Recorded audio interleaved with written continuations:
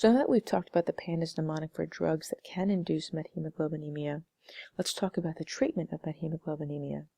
Now, say we order methemoglobin level, our normal level should be between 1 to 3%. A lethal level would be up to 70%.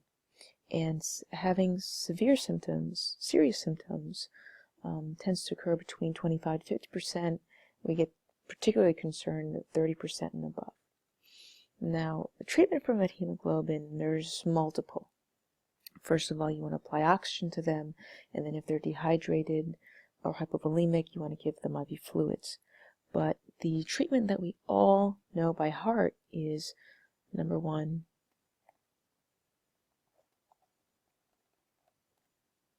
methylene blue, which is easy to remember because it almost sounds like methemoglobinemia. It's methylene blue. If we were to prescribe this, I believe it is 1 to 2 milligrams per kilogram in 1% solution for at least 5 minutes. Now, my colleagues from other countries will say, what's the treatment for methemoglobinemia? The first thing they'll say is vitamin C. And it's true, vitamin C is, for us here in the U.S., a second-line treatment. And the problem with vitamin C is that it takes a lot longer to act compared to methylene blue, and it's a lot less effective. Remember, this is also called ascorbic acid. So I'm not even going to write it here. But if you were to remember 2 treatments off the top of your head, it would be methylene blue and vitamin C. I might as well just write that down here as well.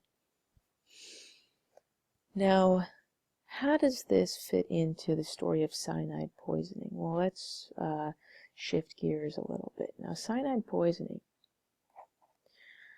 cyanide itself is an asphyxiant. It'll cause hypoxia. Ultimately, one of the things that will cause is cyanosis. Cyanide poisoning is usually in reference to smoke inhalation. When you have a firefighter who presents in the ED, and we're considering smoke inhalation, we're thinking carbon monoxide poisoning, but right off the bat, we're also considering cyanide poisoning. Cyanide is also released in burning wool, silk, polyurethane, insulation, some rubber products. Cyanide is also in the cassava root and in amygdalin. When we often think about it in terms of mining for gold and for silver, it's also in something called laetrile, which is just an unapproved panacea or substance that's sold as a cancer treatment online in Mexico. But mainly we're thinking about cyanide poisoning and smoke inhalation.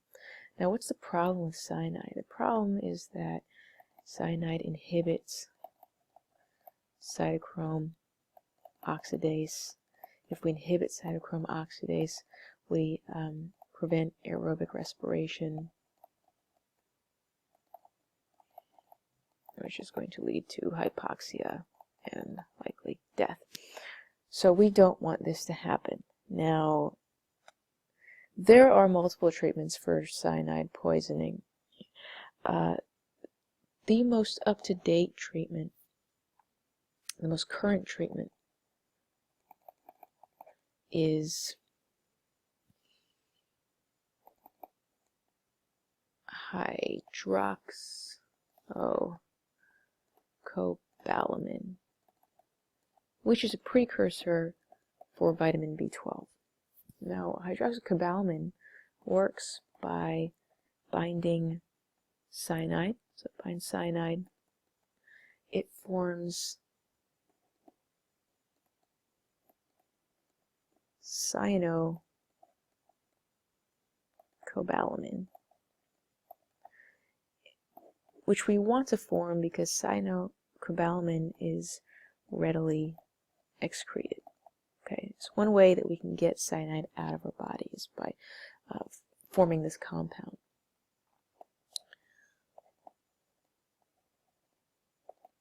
Now, let's consider the former treatment for cyanide poisoning, or the treatment for cyanide poisoning in places where hydroxycobalamin is not available. So the former treatment is found in, they call it cyanide kits. and it's basically a two-part series. Number one, it's going to have a nitrite in it. You know, let's think back and recall that this was amyl nitrite. This can also be sodium nitrite. From our discussion about pandas and the drugs that can induce methemoglobinemia. And this is great because we want to form methemoglobin. Because when we give nitrite, what we do is we, again, bind cyanide. Once it binds cyanide, it forms the less toxic methemoglobin. Right, this is the case in which we want to form methemoglobin. Why do we want to form methemoglobin? Because methemoglobin will leave the body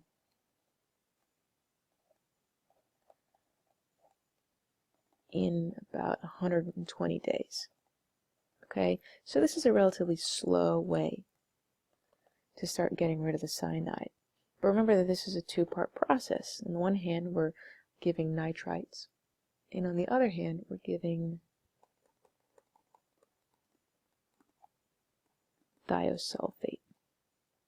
Now, what thiosulfate does, it acts as a sulfur donor. Remember, sulfate contains sulfur. It's a sulfur donor for the enzyme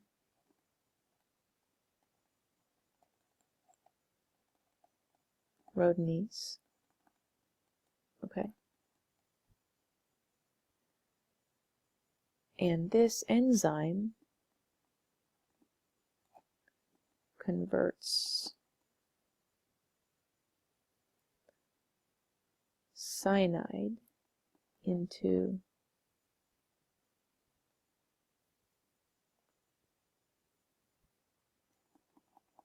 thiocyanate.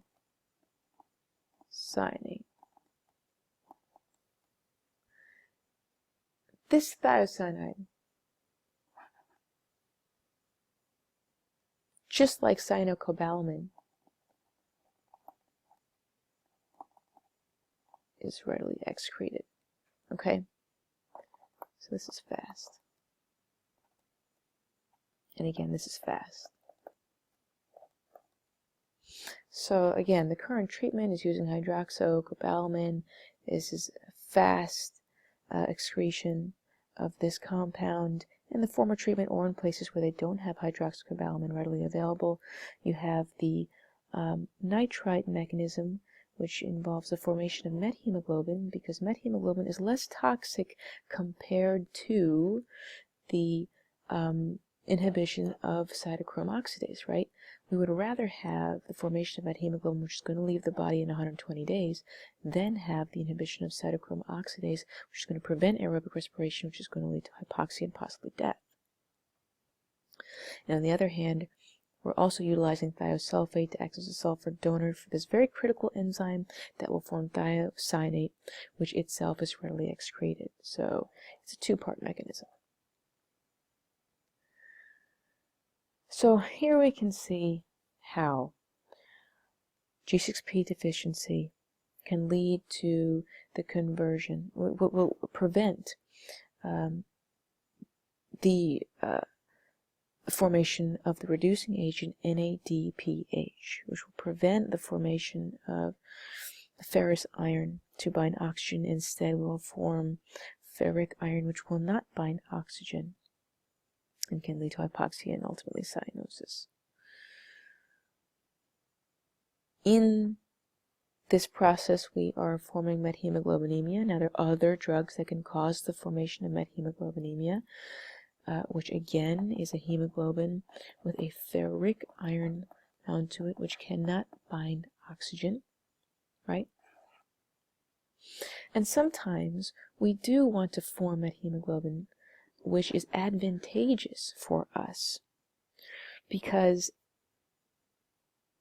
in the case of this cyanide poisoning treatment, we would rather form that hemoglobin, which is a lesser evil compared to the evil of preventing aerobic respiration. So hopefully in these two videos you could see how these three conditions are related and how they are a consequence or perhaps a treatment for one or the other. Thanks.